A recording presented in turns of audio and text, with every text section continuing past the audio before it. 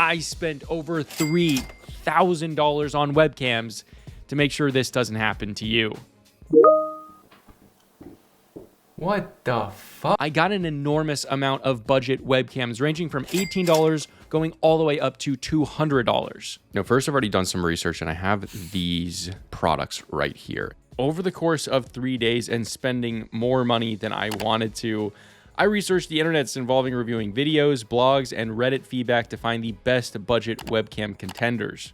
I will see you guys when we're testing them. This is the lineup of webcams that we're testing today. Oh, and if you want to check out any of these webcams at any point during the video, there are Amazon links below. But let's test them, shall we? Now, immediately, you might notice something about these webcams, specifically the differences. If you take a look at the 1080p eMeet C950, which is the cheapest webcam that we bought, and then you compare it to this 4K webcam, you can clearly see that the eMeet is actually clearer than this 4K webcam. This illustrates the point that you shouldn't just buy a webcam because it says it's 2K or 4K. In budget webcams specifically, things like lens quality, sensor size, and compression matter way more to the overall image clarity. So as you watch, I urge you to focus on the real-world image quality rather than just the advertised resolution on the box. First of all, the C950 1080p, which is the cheapest webcam that we're comparing, has good white balance, especially for being almost half the price of the 4K variant.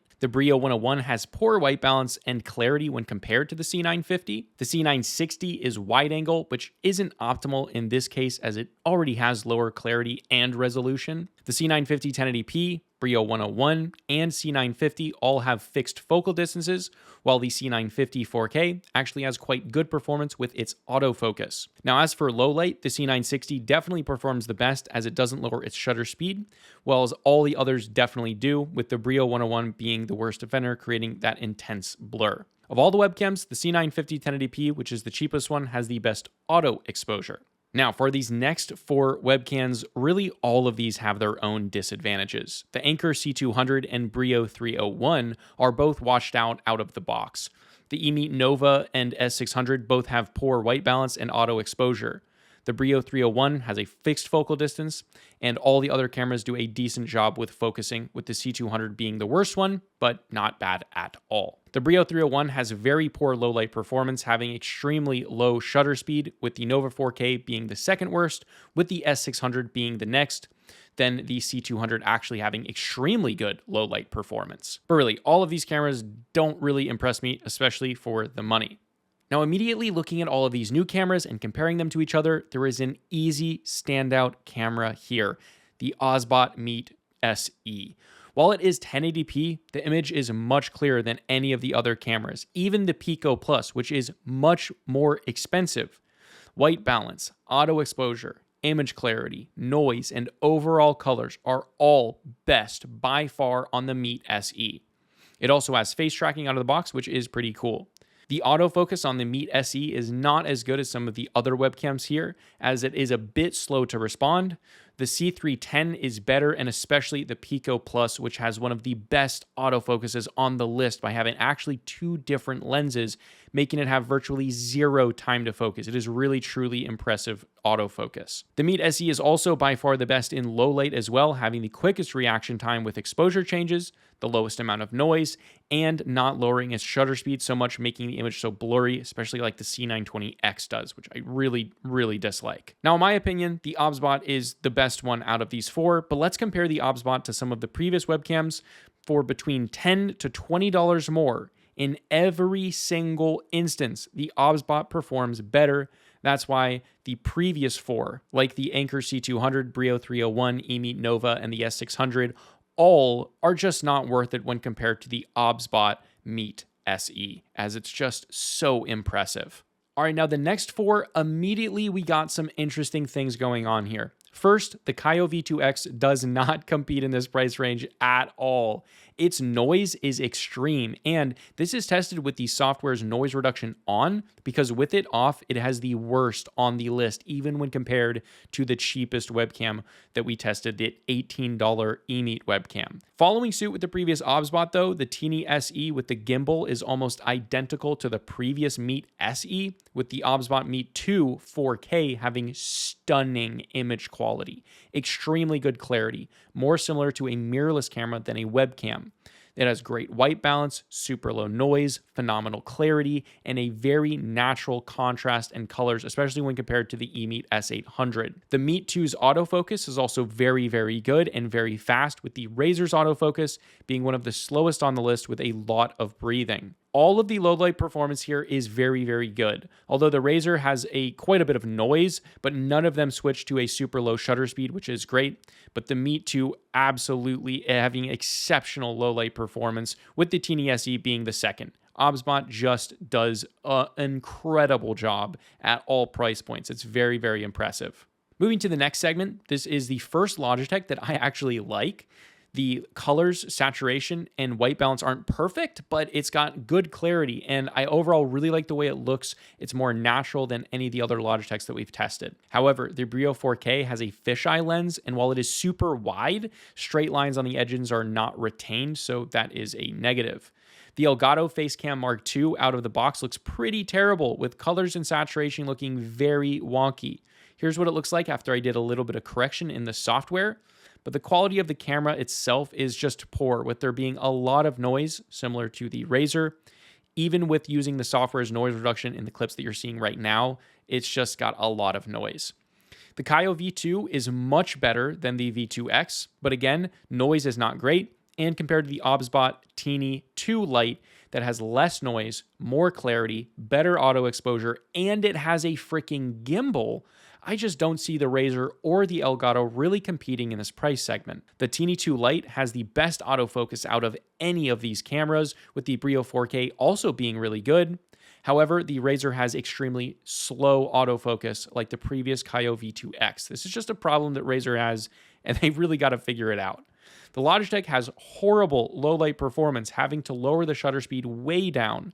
The Elgato, while it does not lower its shutter speed at all, and it has a higher frame rate, but because of this, it's a very dark image. So not great, but not terrible at the same time. The Kaio V2 has a ton of noise in low light and performs very poorly for this price segment, with the OBSBot Tiny 2 Lite performing exceptionally without it lowering its shutter speed, having very low noise and overall a very bright and natural looking image. Very, very impressive.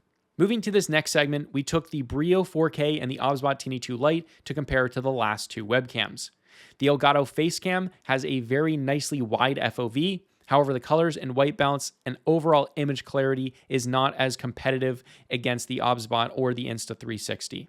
The Elgato in the clips that you are seeing has its noise reduction on, and without this on, it has a ton of noise. The Insta360 compared to the Tiny 2 Lite has better tuning with its gimbal, but does a very good job similar to the OBSBot with colors, white balance, color accuracy, and really good auto exposure. The Link 2 also has the best autofocus by far. It is extremely fast. Also keep in mind that you can get the Link 2C, which is the exact same camera as the Link 2, but without the gimbal for $149. So you get $50 off if you just want the camera itself, which is a really, really good price, I think. The low light performance is very subpar on the Elgato for the price point, with the OBSBot still taking the W for the best, with the Insta360 being a close second. But here are my top 5, and in that number 5 spot is the eMeet C950 1080p variant. If you just need a webcam, this is the one that I would buy. I wouldn't spend 40, 50, 60 bucks. Compared to the competition like eMeet's own C950 4K and the C960, as well as the Logitech Brio 101 and Brio 100, I just think this is not only the best value, but it looks really good. The colors look good. Check out the white balance back here. I mean, this is an IKEA white bookshelf and it looks perfectly white. The white balance is incredibly impressive. And while some of the webcams that are more expensive than this one look better, they don't look double to triple times better, and that is what the price reflects. And in the number 4 spot, it is this camera, the OBSBot Meet SE. This thing is incredibly good for the price. This thing is currently priced at $69. And again, if you want to check out any of these webcams, including this one, Amazon links below, but look at the white balance here. White balance looks perfect. The clarity, check out noise. You'll see it here. This is where you'll see noise, very, very little noise here. Look at the clarity of my eyes. The autofocus is also pretty dang good. It's not incredible as it takes a second, but when you're going up close like this, you know, it does what it needs to do. And the quality of this, if I recorded my YouTube videos with this, I don't think anybody would really notice or really comment that much. It's that good. And I think the other webcams, such as the Anker PowerConf C200, the Logitech Brio 301, the eMeet Nova 4K, the eMeet S600 4K, the Logitech C920X, the AnkerWorks C310, and the eMeet Pico Plus. I would take this camera over those. I think the quality of this camera is better than all of those, even though the AnkerWorks C310 is more expensive than this, and the Pico Plus is more expensive than this. The low light performance is also extremely good, and it reacts. Look at how fast that reacts. Look at this. And back on, and it immediately changes the exposure. Really impressive. I think the detail, check this out when I come up close. I think the detail, if you look at my eyes, I think the detail is better than most of the 4K cameras on this list. Really impressive. It can also do 100 frames per second, and it has a really, really good software. It connects super fast, and it's overall very impressive. Even if you want to do something like streaming or making videos for YouTube, I think this quality is good enough if you're gonna output at 1080p. And moving into the number 3 spot, this camera is freaking amazing. This is the one that I would personally buy with my money. At the time of filming, this comes in at $119, which is an incredibly good price. When you compare that to like the Brio 4K, the Razer cameras that are $150 and $100, the Kaio V2 and V2X, it just crushes all of the competition. It completely crushes it. OBSBot is insanely good with their sensor and image quality and white balance. Look back here, it looks excellent. There's very, very little noise. Look at this, very, very little noise.